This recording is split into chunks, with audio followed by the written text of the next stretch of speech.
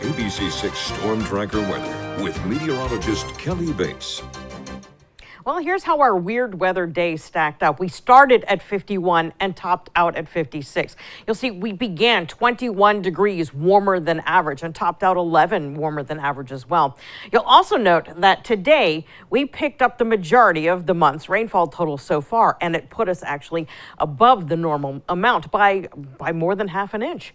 So sunrise and sunset times, you'll notice our sunset is at 4:15. This is the week with the earliest sunset times. Once we get into next week, we start to turn that around. So here's how much rain we got across the region, easily exceeding an inch in those little nuggets of heavier rain that developed when that cold front went through this afternoon. And yeah, a lot of the region, it actually put them above their monthly average rainfall totals, just like here in Providence. Speaking of which, it's looking pretty great. We don't have any precipitation. Visibility has improved. In fact, we have unrestricted visibility now downtown, also up to Smithfield. Still holding on to some patches of fog, though, along the south coastal areas. That, too, will be dissipating as we go to the overnight. Really, the only thing that you will have to contend with tomorrow morning's commute would be the sun. So solar glare. Sunglasses will be required for your commute. Our current temperatures are still impressively warm for this time of day, this time of year. We're still well into the 50s, and we're going to hold warm as we go overnight tonight, thanks to this westerly wind that's moved in to take charge. It, too, is bringing in some warmer air, and it's going to, again, keep those temperatures nice and steady near 50 degrees. Now, our satellite and radar, we're in good shape for clearing, and this process will continue through the overnight. We have a whole new air mass moving in to take charge. It's this area of high pressure right here. This area of high pressure is going to give us not only sunshine for tomorrow, but sunshine as we look ahead to Friday as well. So here's how our clearing continues as we go to the overnight, and then as we go through Thursday. And you know what? Your Friday looks just like your Thursday there, too. Did you notice those clouds backing in on those last few frames? Wait till you see how things are setting up for the weekend, and this is where it gets complicated. So we have our cold front that's exiting today. We've got our area of high pressure that is moving in, and in between the two, we're going to find ourselves.